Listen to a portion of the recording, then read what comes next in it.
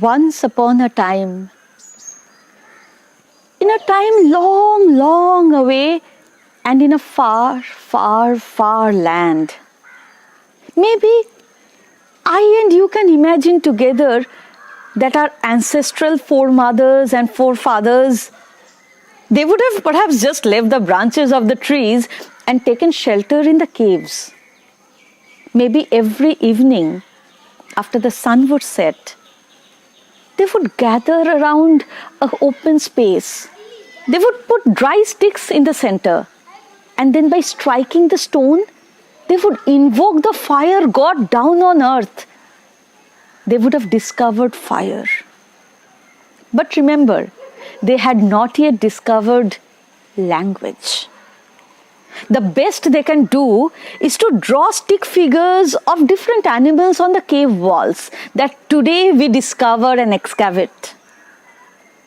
Back then, I wonder what they used to talk about. That fireplace, gathering around it and sharing the things from their day. One wild animal there, and we discovered a sweet fruit tree over there. They would exchange notes with grunts, with hand gestures maybe. And yet, those were nothing less than stories. I feel stories run through our veins. Stories are something that we as human beings develop, perhaps even before we are born, in the womb when a baby can hear, before it sees the daylight.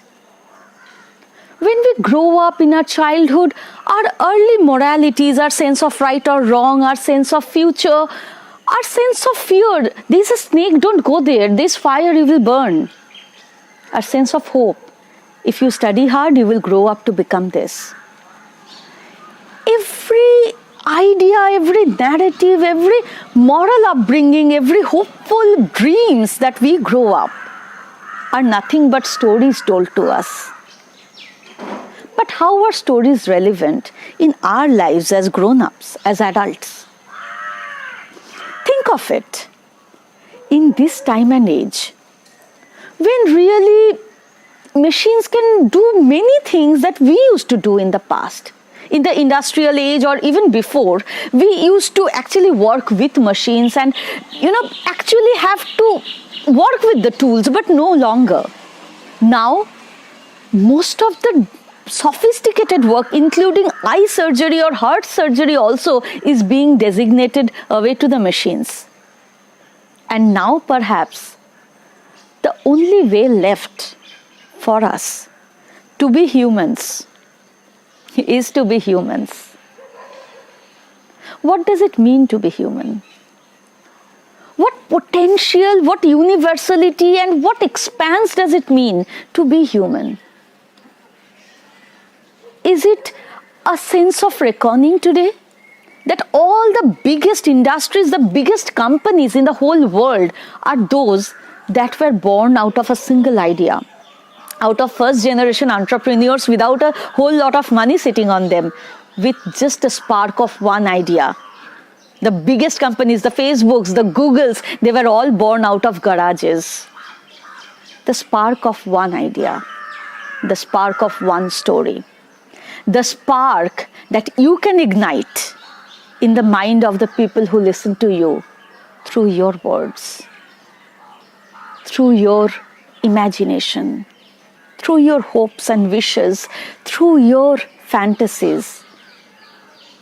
Creativity, storytelling is no longer just for the children, not just for the parents. It has now reached the boardrooms. It has now reached the community centers. It has now reached each and every moment of our lives.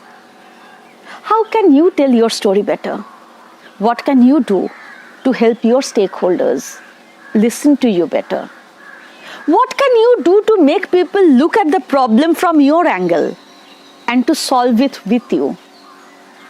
What can you do to meet your audience where they are? Take their metaphorical hands and bring them onto you and to look at the story from your eyes. I congratulate you yet again because you are in the right place.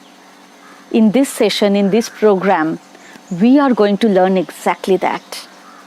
How to tell your stories, how to spark your ideas, and how to light that fire.